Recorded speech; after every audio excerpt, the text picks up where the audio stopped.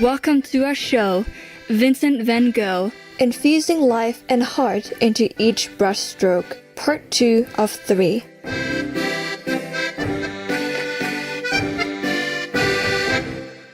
Vincent van Gogh, born in 1853, is one of the most beloved artists in the history of art, although he was mostly unappreciated in his lifetime.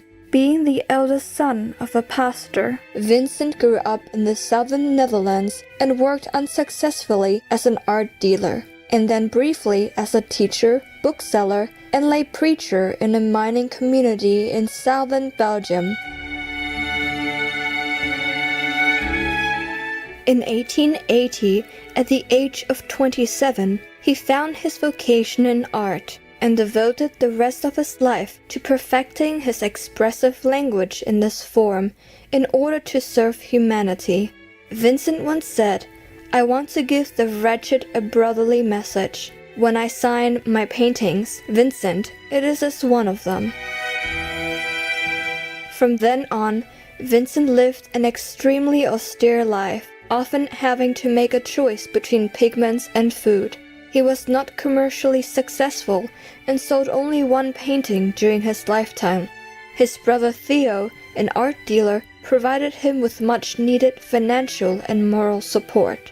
Although he received a few brief introductory lessons at the beginning of his artistic career and later studied at the Antwerp Academy for a few months, Vincent was largely self-taught, practicing feverishly and absorbing inspiration from works by old masters such as Rembrandt, Frans Hals, and Peter Paul Rubens.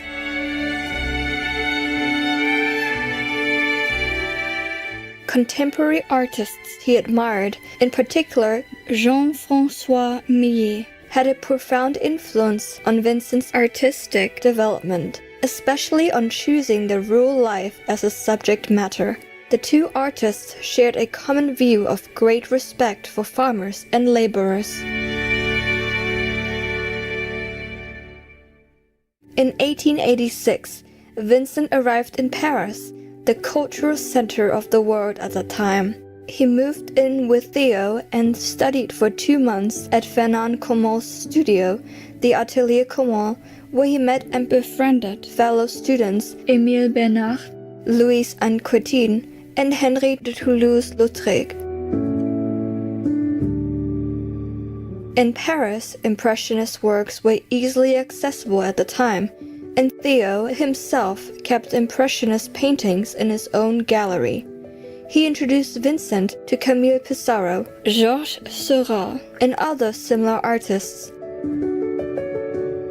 In addition, Vincent grew more fascinated with Japanese ukiyo-e woodcut prints and began to collect them.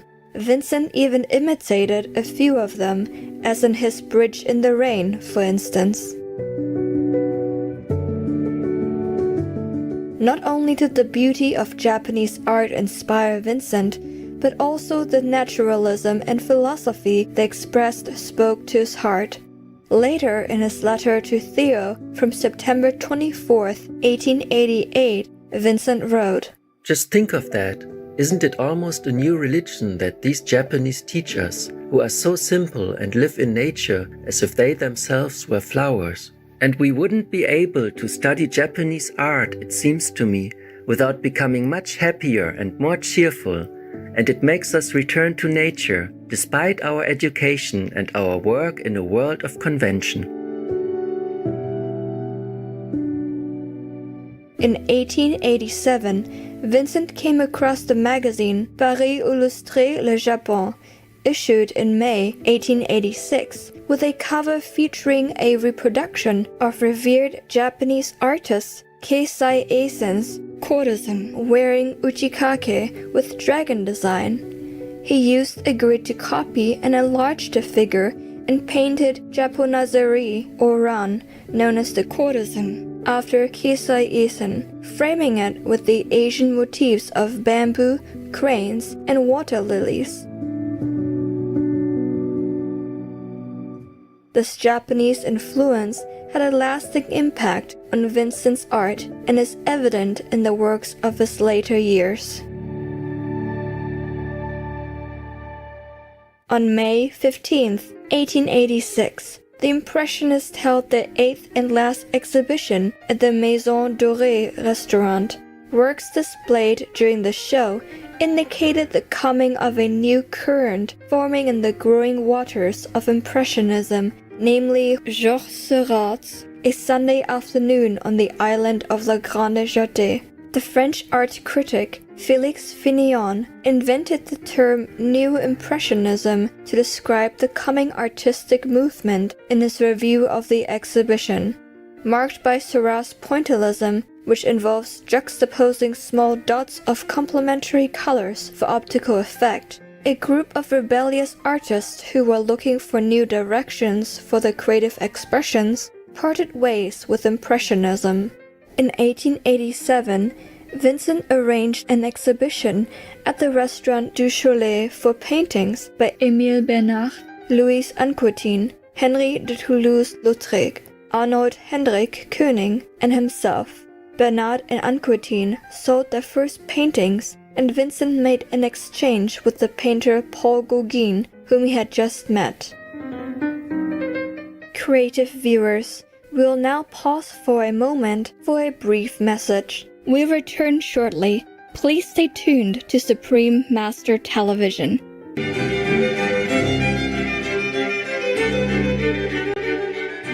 Welcome back to a show featuring world-renowned Dutch painter Vincent van Gogh.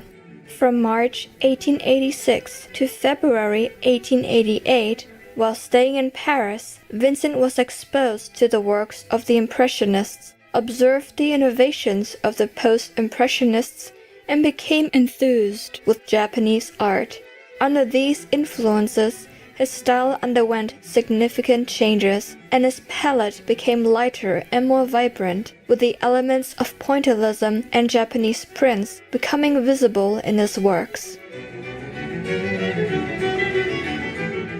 Portrait of Pierre Tanguy, painted in 1887, is the culminating work of more than 200 paintings Vincent finished in this period. The sitter, Julien François Tanguy, called Pierre Tanguy, Father Tanguy, as the artist looked upon him as a father figure, owned an art supply shop in Paris where the artists often met. The shop also displayed the works of artists such as Paul Cézanne, Georges Seurat, Paul Gauguin, and Vincent van Gogh, who were later considered the leading lights of modern art. Vincent painted 3 portraits of Pierre Tanguy, with the Paris version being the final one. The transition from the initial darker color tone of the Copenhagen portrait to the final vibrant and cheerful Paris version illustrates Vincent's artistic evolution. The complementary colors, painted with short broken brush strokes, especially on the shade and the sitter's pants area, is unmistakable of pointillism's influence. The space between the sitter and the background that is incorporated into many Japanese ukiyo-e genre prints is flat, one of the typical post-impressionist space treatments. Although Vincent observed and absorbed what he learned in Paris, he always stood firmly on the foundation of his own unique style, along with the heartfelt messages he wanted to express. However, large cities were never ideal environments for Vincent. Despite the artistic stimulation, he found life in Paris physically and mentally exhausting after living there for nearly 2 years. Vincent longed for outdoor living and communing with nature under the sun. In February 1888, he departed Paris for Arles, a town in Provence, south of France. After spring arrived, the blossoming fruit trees incited Vincent's optimism. This joyful scenery also reminded him of what he saw in Japanese art. He enjoyed long walks around Arles and visited nearby villages. His artistry also blossomed, and his inspiration and aspiration made his Arles period more prolific. flowing trees, open fields, laboring farmers, and bridges are the motifs he painted with intense color and great enthusiasm. He also started to experiment more with color applications. In the beginning of May 1888, Vincent rented the 4 rooms of the Yellow House at 2 Place Lamartine. He temporarily used it as a studio and storage area and took time to decorate and furnish the rooms and prepared them for a commune in the south for like-minded artists. In September, Vincent painted Yellow House. In the letter he wrote to his brother, Theo, on September 29, 1888, he drew a pencil sketch of the composition of this painting. The right wing of the building in the painting was rented by the artist. Vincent used the 2 large rooms on the ground floor for a workshop and kitchen, and the 2 upstairs rooms as bedrooms. The bedroom on the right corner, with both shutters open, is Vincent's guest room, where Gauguin later lived briefly. The room next to it, with the shutters almost closed, is Vincent's bedroom. In the same letter, Vincent wrote, Likewise, croquis of a square number 30 canvas, showing the house and its surroundings under a sulfur sun, under a pure cobalt sky. That's a really difficult subject. But I want to conquer it for that very reason. Because it's tremendous. These yellow houses in the sunlight, and then the incomparable freshness of the blue. All the grounds yellow too. Vincent used 2 complementary primary colors in the painting, blue for the sky and yellow for what is on the ground, to make the whole painting more vibrant. Yellow gradually became a symbolic color for Vincent, and he used it increasingly from the Ars period onward. The Yellow House was a symbol of the aspiration that he looked forward to fulfilling.